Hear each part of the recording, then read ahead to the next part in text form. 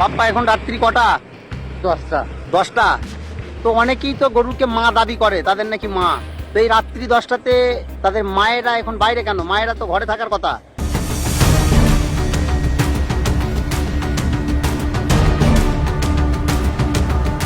এই দেখুন, রাস্তা আটকে দাঁড়িয়ে আছে ওরা। না, কোনো মিছিল না, এটা নিউ টাউনের ইকো উরবান ভিলেজের টার্নিং। রাত্রে কে গাড়িতে এসে লুকিয়ে ছেড়ে দিয়ে চলে গেছে, সব এক জায়গায় ঘুমিয়ে আছে। বন্ধুরা, ভিডিওটি দেখুন কুরবানি না হওয়ার ফলে মালদা শহরের অবস্থা। মালদা শহর গরুতে দখল করেছে, সরকারি সিভিক পুলিশ এখন গরু দেখাশুনো করছে। এই হলো নতুন সরকারের উন্নয়ন। মুসলমানদের কলে ফেলতে গিয়ে সরকারি আজান সরকার যে শ্রীরাম বলছে আর তার মাকে হালালা করছে, দালাল করছে বিজেপি সরকার। নমক হারাম। মালদার রাস্তার পর এবার ডানকুনি রেলওয়ে স্টেশনের প্ল্যাটফর্মে দেখা গেল গরু। প্ল্যাটফর্মের গেটের সামনে আপনি যেদিকে তাকাবেন সেদিকে শুধু গরু দেখতে পাবেন। না মানে এগুলো হচ্ছেটা কি? যারা গরু পোষেন তারা গরুগুলোকে বেঁধে রাখছে না কেন? আমরা এই মুহূর্তে আছি, তো এখানে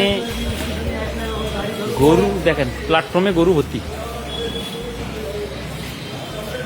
প্ল্যাটফর্মের মধ্যে গেটের সামনে গরু ভর্তি। এই যে সদলাপুর রাস্তার মধ্যে দেখো কিভাবে সমস্ত গরু, তারপরে কুকুর রাস্তার মধ্যে আছে। আমরা কিভাবে যাব? দেখো তো, একটা অফিসের সামনে এরকম ভাবে যদি রাস্তার মধ্যে থাকে আমরা কিভাবে যাব? দেখো তো, এইভাবে যদি রাস্তার মধ্যে থাকে তো কিভাবে যাব? এগুলো তো একদম অসম্ভব। রাত এখন কটা বাজে জানো? আমার এখন যদি দেখো রাস্তার মধ্যে গরু আছে, আমি যেতে পারছি না। যদি একটা লোকে লেগে যায়, আমি হর্ন মারে তাও উঠে না। দেখো এবার এগুলো তো মানে দুর্ঘটনাটা তাড়াতাড়ি ঘটবে। দেখো উঠে না গরুটা। হ্যাঁ, মায়েদের তো ঘরে থাকার কথা, তারা এখন বাইরে কেন? মারা তো বাইরে বসে আছে, দেখুন ওরা তো মা কত সেবা করছে বুঝতেই পারছেন। এই যে মায়েদের কত সেবা হচ্ছে দেখুন। অডিয়েন্স, দাবি করলেই হবে না, অবশ্যই সেবা করতে হবে। রাতে দেখা গেল বিশাল গরুর বহর। রাত প্রায় 10টার দিকে শত শত নয়, প্রায় 2000 গরু বাজারের প্রধান সড়ক অতিক্রম করে চলে যায়। হঠাৎ এত বিপুল সংখ্যক গরু দেখে সাধারণ মানুষের মাঝে সৃষ্টি হয় চাঞ্চল্য ও কৌতূহল।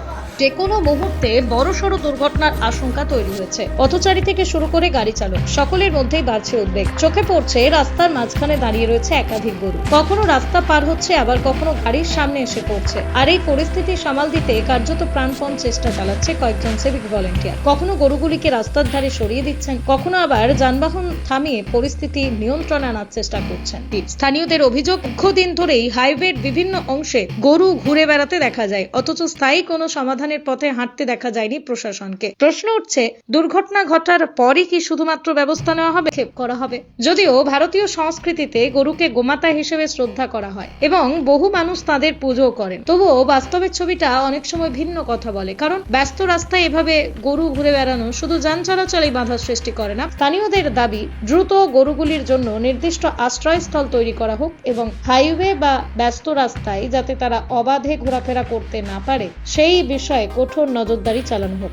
আগে ইউপি বিহারে খবর দেখতাম গরু রাস্তায় অ্যাক্সিডেন্ট, জ্যাম। আজ নিজের চোখে দেখছি আমাদের এখানে সেই একই ছবি। গাড়ি সব দাঁড়িয়ে, অ্যাম্বুলেন্স যাবে কি করে? একটা প্রশ্ন জাগে, যে মানুষটা ধার করে গরু পুষলো বিক্রির আশায়, তার পরিবার চলবে কি করে? চামড়া কারখানার কারিগর, কসাইখানার শ্রমিক, দুধ ব্যবসায়ী, হাজার হাজার পরিবারের রুটি রুজি এটার সাথে জড়িত। 14 বছর একটা গরু পুষতে কত খরচ, সেই খরচ কে দেবে? দুধের দাম, মিষ্টির দাম তো বাড়ছে। কাল যদি এই গরুগুলো খাবার না পায়, রোগে পড়ে, দেখবে কে? রাস্তায় থাকলে গাড়ির ধাক্কা খাবে, মানুষও আহত হবে। তাহলে দায়ী কার? আমরা ভালোবাসি, সম্মান করি, কিন্তু ভালোবাসা মানে কি রাস্তায় ছেড়ে দেওয়া? আমরা কোনো বিভেদ চাই না, আমরা চাই সমাধান। সরকার, প্রশাসন আর আমরা সাধারণ মানুষ সবাই মিলে ভাবতে হবে, যাতে মানুষের পেটও চলে আর রাস্তায় কেউ বিপদেও না পড়ে। এই যে গরুগুলো দেখতে পাচ্ছেন, রাত্রে গাড়িতে করে কে ছেড়ে দিয়ে গেছে, দেখেছেন? প্রায় 15-20টা মতন গরু আছে, সব পুরুষ গরু। যেমন বিপাকে পড়েছে হিন্দু গোপালকরা, তেমনই বিপাকে পড়েছে পথ চলতে সাধারণ মানুষ। মুসলিমরা গো মাংস খাওয়া বন্ধ করতেই বুড়ো গরুগুলো পথে ঘাটে ছেড়ে দিচ্ছেন হিন্দু গোপালকরা। ফলে স্টেশনের প্ল্যাটফর্ম থেকে শুরু করে ব্যস্ত রাজপথ সর্বত্রই অবাধ বিচরণ করছে গোমাতারা। হুগলির ডানকুনি রেল স্টেশনেও দেখা গেল এক পাল গরু। প্ল্যাটফর্মের ভিতরেই দল বেঁধে ঘুরে বেড়াচ্ছে তারা, যার জেরে নিত্যযাত্রীদের নিরাপত্তা এখন বিষ বাও জলে। শুধু রেল স্টেশন কেন, আজ গোটা পশ্চিমবঙ্গের ছবিটা কম বেশি এক। বিভিন্ন বাজার, জনবহুল এলাকা কিংবা ব্যস্ত হাইওয়ে সর্বত্রই যখন তখন চলে আসছে গবাদি পশু, আর এর ফলেই ঘটছে ছোট বড় দুর্ঘটনা, বাড়ছে যানজট। প্রশ্ন উঠছে, পশু সুরক্ষা এবং তাদের সঠিক রক্ষণাবেক্ষণের দায়িত্ব কি যথাযথভাবে পালন করা হচ্ছে?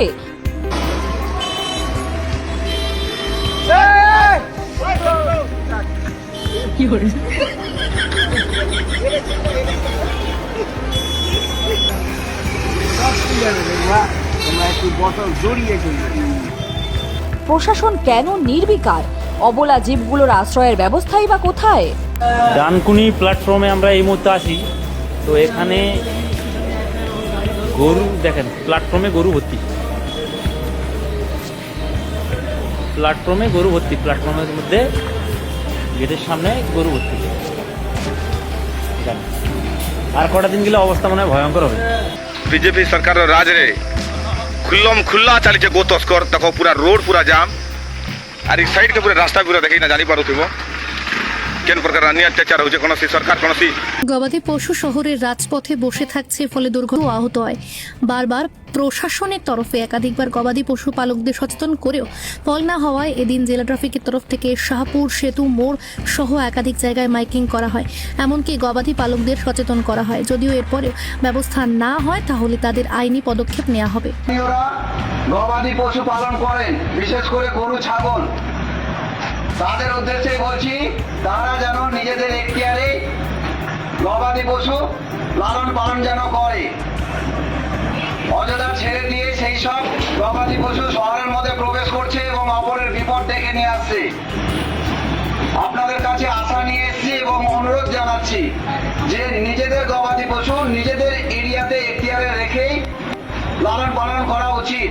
দেখতে পেলেন যে মাইকিং করা হচ্ছে, অর্থাৎ কলকাতার আনাচে কানাচে শহরে কিন্তু বিভিন্ন জায়গায় হাজার হাজার গরু কিন্তু দেখা যাচ্ছে। আর এটার একটাই কারণ, এত গরু কেন বেড়েছে, কারণ এবছর কিন্তু মুসলিমরা কোরবানি দিতে পারে না, আর যার কারণে কিন্তু এই গরুগুলো রয়ে গেছে। এবং শুধু কোরবানির কারণেই না, গরুর মাংস, গরুর গোশত খাওয়া কিন্তু নিষিদ্ধ করে দিয়েছে, আর যার জন্য কিন্তু এই গরুগুলো বেড়ে গিয়েছে। অর্থাৎ যারা হিন্দু ভাই বোনেরা গরু লালন পালন করতো এবং লালন পালন করে একটা সময় বিক্রি করতো, এখন কিন্তু সেই বেচা বিক্রিটা বন্ধ হয়ে গেছে। আর যার জন্য কিন্তু তারা আসলে নিজেরা কি খাবে আর গরুদের কি খাওয়াবে, এই জন্য কিন্তু গরুগুলো ছেড়ে দিয়েছে। দেখতে পাচ্ছেন হাজার হাজার লক্ষ লক্ষ গরু কিন্তু আনাচে কানাচে ঘুরছে, আর যার জন্য কিন্তু সমস্যার সম্মুখীন হচ্ছে এখানকার স্থানীয় বাসিন্দারা। তারা কিন্তু ভুক্তভোগী এবং যান চলাচলও কিন্তু ব্যাহত হচ্ছে। স্থানীয় প্রশাসন এটা সুরাহা করার জন্য অনেক চেষ্টা চালাচ্ছে। প্রশাসনের সজাগ দৃষ্টি দেওয়া উচিত এবং এ ব্যাপারে সুরাহা হওয়া উচিত।